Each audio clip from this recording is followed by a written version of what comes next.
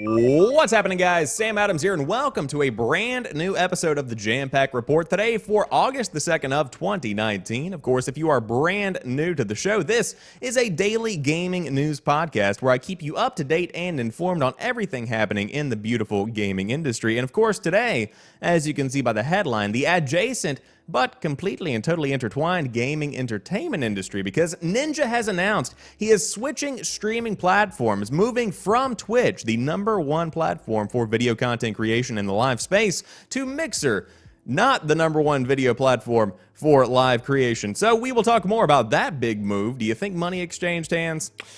I'd say a few bucks. We're going from one wallet into the other one. However, yesterday was a big day for gaming news because we got the full multiplayer reveal for Call of Duty Modern Warfare, the soft reboot that is going to be coming later this October. I will tell you more about the game itself, and on top of that, how you can get in on the open beta, which is coming sooner than you might think. Then Destiny 2 Shadowkeep and New Light, the not free and free-to-play models of the game respectively, have been delayed by a couple of weeks. We will talk more about when you can get your hands on those. GameStop is laying off more people, specifically in the regional manager department, as it searches for a future for its brick-and-mortar store. Sony is planning to make everyone a PS4 competitive gamer. You could win some cash on the side, and I will talk to you about how you can hone your skills in at least 3 games, with more to be announced in the coming months. Nintendo is teaming up with Tencent, hypothetically, to bring the Switch to China, which would be a very big win for Nintendo and a very big win for Tencent when it comes to their partner lineup, because, man, they seem to be working with everyone. But speaking of the Nintendo Switch, if you want to get access to one of the platform's biggest sports games, I will tell you how you can get free access to Mario Tennis Aces starting next week. And that's pretty much the lineup for today's show. Again, if you are brand new here, welcome on in, and I do hope you enjoy what I bring to the table. But without further ado, let's go ahead and dive into today's top gaming news, starting off with the fact that Ninja is going to be streaming exclusively on Mixer from here on out, not on Twitch. Tyler Ninja Blevins, the patron saint of Twitch, announced today that he is moving his channel over to the significantly less popular streaming platform Mixer. News of the frankly shocking transition comes the day before Blevins' Lollapalooza stream, which will now take place here on Mixer. Quote, "I know this may come as a shock to many of you, but as of today, I will be streaming exclusively on Mixer," Blevins, who has 15 million Twitch followers, said in a video posted to Twitter. "I feel like this is a really good chance to get back in touch with my roots and really remember why I fell in love with streaming in the first place." And of course, you can check out the full reveal video, which is, as of the time of recording this podcast, sitting at #2 on the trending tab on YouTube. Again, let me reiterate, yesterday, big day for gaming news. Call of Duty multiplayer reveal came out with a brand new trailer featuring Enter Sandman by Metallica. Big action-packed, high-octane adventure. It's sitting at #7. That's how popular Ninja is. Mixer, which is owned by Microsoft, pulls viewer numbers that pale in comparison to Twitch's. According to recent data from Stream Elements, the 2-year-old platform has 3% of all live streaming hours watched, as compared to Twitch's 72%. Twitch offered their own statement on the loss of their biggest streamer. We have loved watching Ninja on Twitch over the years and are proud of all that he has accomplished for himself and his family and the gaming community. We wish him the best of luck in his future endeavors. Currently, Blevins' new Mixer chat is blowing up, moving faster than light with questions, welcome statements, poggers, and other internet-y language honed by Twitch culture. Meanwhile, Ninja's partnered check on Twitch has been removed from his channel. In a follow-up video, Blevins explained that he had been holding on to the news for a while now, but didn't further clarify the reasons behind his decision. One source with knowledge of the streaming industry says, and get this, hard to believe, Mixer has offered money for streamers to switch over, with some deals exceeding $1 million. Kotaku has reached out to Blevins and Mixer for comment on whether that was the case. Are you saying that the number one streamer on Twitch is leaving for money? No.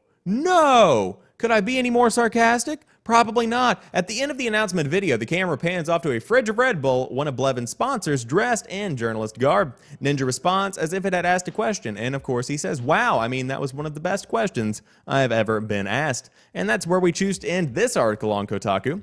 Okay then. But this is massive news, and I will tell you why. Because it's Ninja. I can confirm that many streamers have actually been recruited by Mixer and brought over from Twitch to stream on their platform. This is something that has been happening for roughly the entire course of its life cycle. We saw this a lot in the beginning of 2018 with a lot of big names switching over. Renee comes to mind, Punchstick comes to mind, a couple of other ones that have been recruited specifically to stream on Mixer, K-Magic 101. They have been trying to really get grassroots campaigns going on the Mixer front to create communities that people want to come back to, and that also make other streamers want to come and try out Mixer and build a community on the Twitch competitor.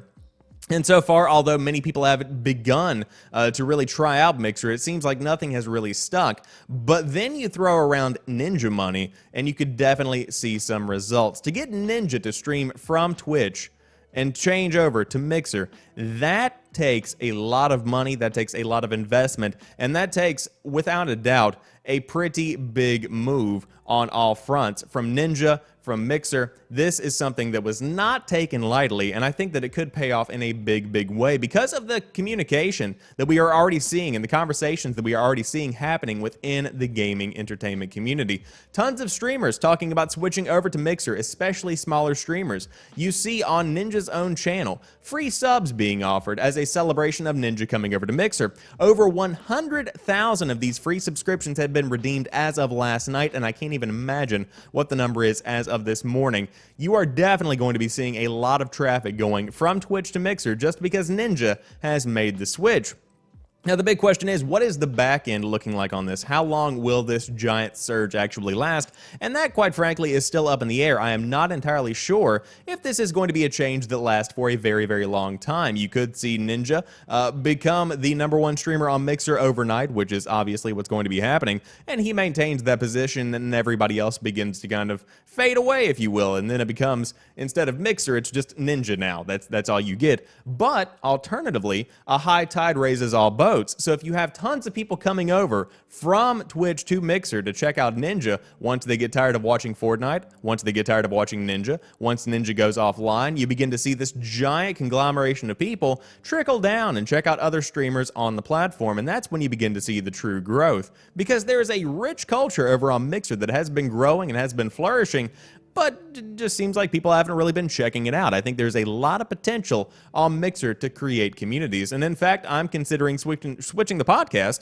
over there myself, considering that this is not the main portion.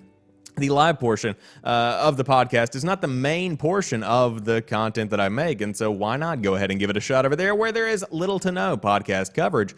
But again, I'm not the focus of the story here. We're talking about Ninja, and the fact that Ninja is going to be streaming exclusively on Mixer is a very, very big deal.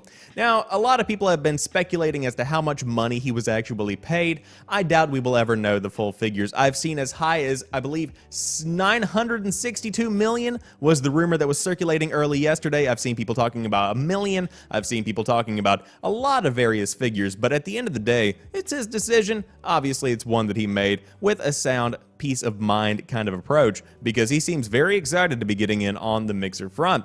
But we will see how all of this unfolds over the coming weeks. Of course, if you want to know more about my thoughts on the entire situation, last night I made a hot take video, which is up now on youtube.com/SamuelAdamsMedia, talking about Mixer in 2019, what's happening with Twitch, how Ninja changes the game for smaller streamers, for Mixer as a platform. A lot of big thoughts in that pretty long form video if you do want to catch up and see exactly what I think about everything.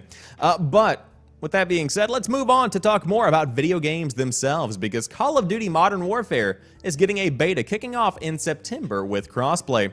Players on PC, PS4, and Xbox One will battle each other in the beta, but it has since been confirmed that the crossplay functionality will depend and will function based off of what your input device is. So if you were on PC playing with controller, you could be paired up with people on PS4 and Xbox One. If you were on keyboard and mouse, that's a bit unfair, so it sounds like you were going to be paired with people on the keyboard and mouse on a PC, or I suppose an Xbox One, if you really want to get down to the nitty-gritty of it. But that's all beside the point. When can you get in on the game? Call of Duty Modern Warfare is coming to console and PC on October the 25th, but players will get an early look at the game's multiplayer suite in September thanks to a series of beta tests. Those beta tests include a test of the new Modern Warfare's cross-platform multiplayer support on PS4, PC, and Xbox One. The first beta test for Call of Duty Modern Warfare will run from September 12th through the 16th, but only on the PlayStation 4. Early access for players who pre-order the PS4 version will run September 12th through the 13th, while an open beta will run the 14th through the 16th. A second beta test period will start on September the 19th, when developer Infinity Ward will test crossplay across PC, PS4, and Xbox One. Like the previous weekend, those who pre-order the PC or Xbox One version of the game will get early access to the beta on September the 19th through the 20th. An open crossplay beta for all platforms will run September 21st through the 23rd. Our goal with Modern Warfare is to bring all gamers together for day one to play together, said Patrick Kelly, creative director and co-studio head at Infinity Ward, in a press release. We are doing away with the season pass, we're delivering a mix of free maps, a ton of content following launch, and we are developing the game for crossplay. We are live testing now, and fans will get to try for themselves next month in the beta. This is a new day for Call of Duty multiplayer, and today is just the start. We have many more exciting reveals coming for fans that we cannot wait to share. For more on Call of Duty Modern Warfare multiplayer, you can check out Polygon's hands-on impressions of the game, and of course many other people getting hands-on impressions, from big outlets like Polygon, like IGN, to smaller content creators, of which I believe 120 or so were invited out to the studio to go ahead and go hands-on with the game. But let's talk more about how big the game itself will be before we delve into a couple of details. Call of Duty Modern Warfare's big maps support over 100 players, and the team regularly plays 64-player tests. Does that sound like Battlefield? That sounds like Battlefield. Call of Duty Modern Warfare developer Infinity Ward is pushing some very high player counts in its biggest maps without turning it into a battle royale. Before Black Ops 4 Blackout, the mere thought of big team battles in Call of Duty would have probably been dismissed as wishful thinking. Last year, Treyarch stretched its tech to the limits, but it managed to create a 100-player battle royale mode on a large map. Modern Warfare is bringing its own fresh tech, and Infinity Ward says the game can comfortably handle high player count game modes. In fact, the team has been testing various steps to find a good balance. At the Modern Warfare multiplayer reveal event this week, the developer had a number of game modes and maps on display, and the highest was a 5-flag domination for 40 players in a 20v20 setup. We have played with higher player counts, but it's just not here today. Those buns are still cooking in the oven, said Jeff Smith, multiplayer design director. Asked whether 20v20 is the ceiling, Smith revealed that the team had pushed it to as much higher levels. These battle maps get much bigger and a high player count. We play 64 all the time and over 100. We are just trying to find that balance of what is the sweet spot. All of this is possible in traditional Call of Duty game modes as well, not necessarily Battle Royale. Oh, it's not a Battle Royale, clarified Smith. It's core multiplayer. It's 5-flag domination. Round time is another factor the dev takes into consideration when dealing with these large game modes, as Smith explained. A lot of these numbers we noodle with all the time, from player count to time. You want it to last a good bit, just so you have that feeling that you can just explore a bit and not feel so pressured to achieve an objective, he said. By the same token, having that many players in the same space could also create performance problems when it comes to kill streaks, not to mention balance. This is another reason why Infinity Ward didn't show any of that this week, as many specifics are still being worked out. And of course, again, the game is coming out in full on PS4, Xbox One, and PC on October the 25th. And so I could go much more in depth with the coverage of Modern Warfare, because so much information has come out in just the past couple of days. We see confirmation of kill streaks, we see this giant trailer that I'm now going to loop because it's pretty good B-roll for what's going on behind the scenes. But by the way, fantastic trailer. So again, the game is massive. The game is a soft reboot of the Modern Warfare sub-franchise, if you will. That's how I like to label what's going on within Call of Duty. But how does the game look? It looks really, really good. This new engine really pops. I think the gameplay is going to be the most innovative that we've seen in Call of Duty in recent years, because it seems like the general consensus is that it is not your fast-paced, arcade-style approach like you traditionally get from a Call of Duty multiplayer experience. It has that element. It does have that feel. But there are slower elements that are included as well. There is a lot of a tactical kind of approach in this year's Call of Duty, and that changes things a good bit, that I think is going to bring in players from other franchises, like PlayerUnknown's Battlegrounds, like Battlefield. You are going to be seeing a different kind of Call of Duty that does feel familiar, but it also feels comfortably different and comfortably new, and I think that's exactly what the franchise needs. Now, I am a bit biased. I love Call of Duty, and I have been excited about Modern Warfare since its reveal a couple of months back around E3. But I'm still going to temper my expectations. The game itself looks stellar. I'm very excited to dive in on day one of the beta, if I possibly can. I don't normally pre-order games, but man, do I want this game incredibly badly, because I see so many little elements that bring back pieces of nostalgia for me, like the Javelin, like the Juggernaut. So many little small intricacies within the trailer really just speak to me that I cannot wait to get my hands on this one. But I will say I was watching a ton of videos yesterday with content creators giving their 2 cents on how the game played, and of what I gathered, this game plays a lot like Call of Duty Ghost when it comes to the feel of the game, when it comes to the flow of the game, and when it comes to the way that the weapons function within the game, because this is not going to be your laser beam kind of point A to point B immediate reaction time from whenever you are firing a gun to whenever the bullet is hitting. This is actually making every gun something that fires projectiles, so you do have a fire and then a reception on the back end that changes up the way the game feels and the way that overall you kind of have to plan your shots and get used to the way the game plays. But everybody will get used to it over time, and it definitely is good to see Call of Duty going in a bit of a different direction with the way that they are offering up their gameplay experience for 2019. But again, if you do want to dive in, that open beta begins in September on a variety of platforms at a variety of times on a variety of dates, so I would recommend checking to see when your platform of choice goes live. But without a doubt, exciting times to be a fan of Call of Duty, because some big new stuff is going to be coming to the franchise this year. Did you guys catch that? That was a nuke. Oh boy, the nuke is back. However, if you don't want to wait for a new game all the way until October 25th, of course, whenever Modern Warfare comes out, you could wait just a couple of weeks towards the beginning of October, because Destiny 2 Shadowkeep and New Light are delayed by a couple of weeks, but still coming out relatively soon.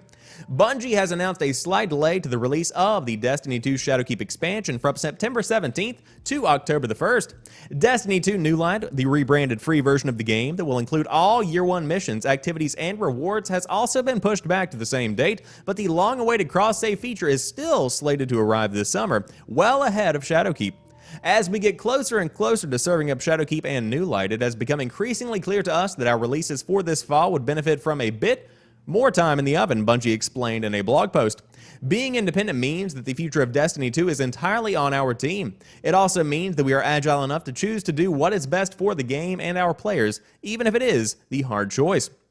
Bungie didn't delve into the specific reasons for the delay. Developers don't tend to in these situations, but said that it didn't make this decision lightly and apologized for screwing up any plans people might have made to ditch work in order to dive into the expansion the moment it goes live. It also laid out some other date-related changes coming in the wake of the rescheduling. The world first for the new raid, Garden of Salvation, will begin on Saturday, October the 5th. It's a weekend raid race, and contest will be active. We are extending Moments of Triumph through September 17th. You will have 3 more weeks to complete this year's challenges and unlock all of the in-game and Bungie rewards. We are going to run an additional Iron Banner the week of September 17th as well, and Cross Save will come online later this summer, so you will have time to sort out your friends list well ahead of Shadowkeep. This is probably the biggest Destiny 2 news of the day, but Bungie confirmed that the regular This Week at Bungie update will run as usual later today. And of course, it did later yesterday. Game director Luke Smith also said he hopes to go more in depth on what Bungie has learned about D2 over the past 6 months, the post-Activision era basically, and how and why it's impacting some of the changes being made to Shadowkeep. And of course, still a very solid release date for the Shadowkeep expansion, as well as the New Light free-to-play version of Destiny. Again, now coming on October the 1st of 2019, if you did want to get in on day numero uno. But everything has changed within the Destiny universe in the course of just 6 months, because now that they are free from Activision, big changes can be made, and I guarantee you, I 100% guarantee you that if Bungie was still under Activision, that release date never would have changed. It would have just been crunch time week after week until it was pumped out and people began playing the game. And it probably would have been better off in the fact of the way that it is now. That was a weird way to say that. It's better off being delayed than pumped out early, and it's kind of shitty. That's what I'm trying to get across. I believe in the words of one of the former Nintendo heads. The name escapes from my mind. But a bad game is always bad, but a delayed game is always... You understand where I'm coming from with this? It doesn't matter when a game comes out as long as it's good. That's pretty much what we're getting here. And of course, the sanity of the developers is always going to be something that is first and foremost when it comes to what is important in the development of any game. But if you did want to dive into Destiny 2 Shadowkeep, it is going to be coming out on October the 1st of 2019 alongside New Light. But it's good to see the cross-save feature is going to be coming a bit earlier instead of coming on day of release, because that gives people, as the article does say, time to kind of get acquainted and figure out exactly where they want to play, sync everything up, make sure that the cross save is all well and good before we dive in to the game itself whenever the basically rebirth of Destiny begins in just a couple of weeks. But Destiny has been in a really good place in the past couple of months, especially over the summer, as more content changes have been made and as the game itself has kind of grown in to this new era. I watch a lot of Destiny. I don't really play it, but whenever I'm working on something, a project, or even at work, I'll throw up a Destiny 2 stream in the background just to have something of an ambient noise. And man, people love D2 these days. And I would say it pretty much is the nail in the coffin for Anthem. But that's another video for another day. If you did want to get in on Destiny 2 Shadowkeep, it's coming out in just a couple of weeks now on October the 1st instead of its former release date. But you better pick it up from GameStop while you can still have that beautiful, musky GameStop experience, because they have laid off dozens of regional managers as they search for a brand new future over at GameStop. On Tuesday, several GameStop employees took to Reddit to report that their regional sales supervisors had been laid off. These anecdotal reports, combined with tips to Kotaku about some layoffs, have since been bolstered by an email from GameStop management, whose authenticity Kotaku has confirmed, that surfaced stating more than 50 people have been let go across the company's regional sales teams. As part of our continued GameStop reboot and transformation initiative, a dedicated team, including the retail vice presidents, HRLP, and the U.S. store operations leadership team, have been working diligently to realign our current field regions and districts in an effort to reduce our cost structure and build efficiencies into our field leadership organization so that we can reinvest in the business, reads an email sent to employees at affected stores on behalf of Gary Riding, the company's senior VP of U.S. stores. That was a weird way to say we're laying people off. Unfortunately, with these changes, there are more than 50 field leaders who have been impacted and will be leaving the GameStop team. It continues. This includes regional, district, HR, human resources, and LP loss prevention leaders. These decisions are not easy, but necessary to help us reduce costs to enable investment in revenue-driving initiatives that will help grow the business once again. One of the affected employees, who spoke to Kotaku on the condition of anonymity, confirmed the email was real. It was widespread: 50-plus DLs, district leaders, 6 RLs, regional leaders, multiple HR, human resources, and LP, loss prevention staff, the person said in an email. The individual believed that most of the people targeted in the layoffs were high-paid district leaders responsible for coordinating several individual stores as well as underperformers. Most districts and regions are massive now, the now former employee said. DLs have 20-plus stores, and quality of living, I would assume, is going to go down. Prior to the restructuring, they said district leaders oversaw 15 stores or fewer on average. Earlier this year, GameStop reportedly laid off a dozen employees in charge of marketing and website maintenance for ThinkGeek, the toy brand acquired by GameStop in 2015 for $140 million. The revenue-driving initiatives mentioned in the email could be a reference to the company's plans to pivot to esports. In July, GameStop announced it had partnered with a design firm to drastically change how some of its stores operated, including making some that would cater to homegrown e-leagues, and that others would be entirely focused on retro games. Of course, in June, the company's share price dropped by 30% down to $5.04, and then nearly 2 months later, still dropping, now at around $4.02 per share. And this is something we've been talking about for a very, very long time, pretty much since the beginning of 2019. But to see layoffs yet again speaks volumes, because they continue to go on day after day, week after week, beginning to try and figure out how to turn GameStop around and make it a profitable business again. And quite frankly, I think it's a relic of the past. GameStop is not going to be going anywhere in the next few years, but without a doubt, the tides are changing and change is coming, and I don't think GameStop is going to be part of the new generation of how people get their games, at least not for the foreseeable future. I couldn't see this company lasting longer than 5 years at this point. But of course, whenever I talk about anybody being laid off, whenever I talk about anybody losing their job, I always want to kind of, give my condolences, because losing your job, regardless of your industry or regardless of where you happen to work, is never a good time. It's always a pain, and it's always something that can be definitely life-altering in a big, big way. And so my thoughts go out to those affected by the layoffs. But they're definitely making some changes, and they're investing heavily in trying to restructure the store model and restructure exactly what GameStop is in the modern day. Now trying to become more of a cultural focal point as compared to just a place where you go and buy your games that smells slightly of Cheetos and Taco Bell and underarm sweat, which is pretty much what I've been experiencing with GameStop as of late. But with that being said, if you were curious as to what's going on with GameStop, they're laying off dozens and dozens of people. And in the chat, we have a question, which reads, how much do you think Ninja got paid to stream exclusively on Mixer? I would say enough to save GameStop. That goes in to a pretty big figure, but that's just my 2 cents. Now, moving on, Sony is planning to make everyone a PS4 competitive gamer. It's launching a seasonal online tournament series with cash prizes. Sony is hoping it can rally its PlayStation fans around esports. Today, the company announced seasonal PS4 tournaments. It's inviting users of all levels to participate in competitive online gaming through their PS4 consoles, and it's even offering cash prizes. The PS4 Tournaments Challenger Series will kick off with Mortal Kombat 11 on August the 6th, and each tournament will run for a few weeks and be broken into stages. In the first round, you will have to win at least 3 out of 4 matches to advance to Stage 2, and that should improve your odds compared to single elimination structures. The tournaments will be seasonal, so you will have multiple chances to play each title, and after Mortal Kombat 11 wraps up, Sony will launch FIFA 20, Battlefield 5, and Warface tournaments, and others are also going to be announced later this year.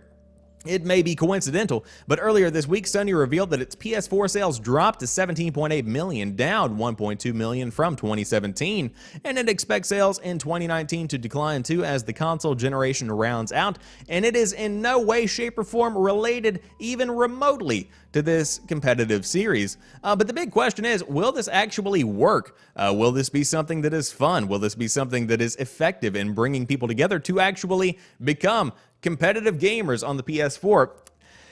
It depends on the execution. I think that it would be fantastic with a pretty big marketing push behind it, because there is a big competitive scene all around. Esports is becoming one of the biggest forms of entertainment and of pretty much a big form of gaming culture in 2019, or a big piece of gaming culture in 2019. And so to have that kind of competitive experience baked in on the PS4, which it already is, but to see it fleshed out and given the attention it deserves, could be a pretty big win for the PlayStation as it continues to evolve not only the PlayStation 4 generation, but also find an identity within the next generation. And so if you are good at any of these games that I mentioned, Mortal Kombat 11, Warface, Battlefield 5, FIFA 20, you can definitely dive in and check out everything beginning on August the 6th, again with the PS4 Challenger Series. And I'm not good at video games at all. I just like playing them for fun. But if you are genuinely good and you happen to be playing on PS4, you could dive in and go head-to-head with some of the best in some of these games. But definitely exciting times to be into the world of competitive gaming and into the world of PlayStation. And I would say just in general, be into gaming. Pretty impressive overall to see where the industry is trending in the latter half of 2019. But maybe you don't want to play on the PlayStation 4, maybe you don't want to play on the Xbox One, maybe you want to play on the Switch, but you happen to live in China. Well, guess what? Nintendo and Tencent reveal Switch release plans for China. Tencent comes with risk, but could be the ideal partner for Nintendo. At a press event at the China Joy Gaming Conference in Shanghai yesterday, Tencent and Nintendo announced the first details of their strategy for releasing the Nintendo Switch console in China. The Chinese internet giant will be providing cloud services and servers for the Switch's online platform in China, as well as localizing Nintendo's games into simplified Chinese. Titles like Super Mario Odyssey and The Legend of Zelda Breath of the Wild have already been announced, with more on the way. The Switch's eShop store will also be modified so that users can buy games with Tencent's hugely popular WeChat payment system. The company's collaboration was first revealed in April when Tencent won initial approval from Guangdong authorities to start selling the Switch. What is still not known is when the Switch will actually be released in China or how much it will cost. There are, of course, still various layers of regulatory approval that Nintendo and Tencent need to work their way through before they can launch of course, console, but the potential upside is huge. Although China is the world's biggest gaming market, almost all of that is accounted for by smartphones and PCs. Console manufacturers have only legally been able to sell their hardware in the country for a few years, following a ban first implemented in 2000. The PS4 became the first current-gen console to be released in China in 2015. This is not Nintendo's first attempt to crack the Chinese market with a partner. A joint venture called IQ Player was launched in 2003. The unusual design involved cramming Nintendo 64 hardware into a customized controller that hooked up to a TV, essentially a plug-and-play, and owners had to visit in-store kiosks to download games to memory. The effort, as it sounds, was not successful. And so, of course, they're going up against stuff like Honor of Kings and PUBG Mobile, with a ton of the market being dominated, as they say, by the mobile space. But the big question here is, could the Switch actually compete in the Chinese market? Absolutely. It would be an absolute hit whenever the Nintendo Switch comes to China. I won't even say if anymore, because it is inevitable at this point. The fact that the wheels have been in motion on this this is going to be ground shaking for the Chinese market because of the fact that it does thrive on the mobile space. And considering the power of the Switch in the mobile space, even the Switch Lite, the draw and the value that it brings to the table for mobile gamers, that is going to be a huge seller for Nintendo. And once they get in there and create these giant in-depth experiences like Breath of the Wild, like Super Mario Odyssey, and more to come, that is going to really resonate with people, I believe, in a way that nothing has resonated since the consoles have been banned, of course, as of 2000. And so hopefully this is something we can see, coming into fruition in the coming months. But overall, this collaboration is going to take time. It's going to take interacting with the government, which is a pain in the ass regardless of where you live in the world. And overall, it is definitely going to take a lot of money. But that investment, without a doubt, worth it because of the potential return on getting into the Chinese market. Again, one of the biggest, I would say even the biggest gaming industry portion in the world, the biggest portion of the gaming. The profit margin here is going to be nuts. I'm just kind of having an aneurysm even thinking about it. But if you already happen to have a Nintendo Switch, I've got a freebie for you. Nintendo Switch Online subscribers can play Mario Tennis Aces for free starting next week. And this, of course, rounds out today's show. Switch Online members can take advantage of a game trial for Mario Tennis Aces next week. Starting on August the 7th, Switch Online subscribers can play Mario Tennis Aces for free until August the 13th. As of press time, the game trial has only been announced for Europe, but we suspect other territories will be included. And of course, they will update this post if an announcement is made. Players who are currently using or have yet to use the 7-day free trial of Nintendo Switch Online can also take advantage of the game trial. And so the game will also be on sale for 33% off until August the 20th if you did want to go ahead and fulfill that purchase if you did enjoy what the game brings to the table. But cool to see that we are getting a free trial of Mario Tennis Aces, at least in the overseas European region, but hopefully around the world as well. Of course, as we've been saying, Switch Online, a pretty shockingly impressive offering from Nintendo that is continuing to improve week after week in 2019.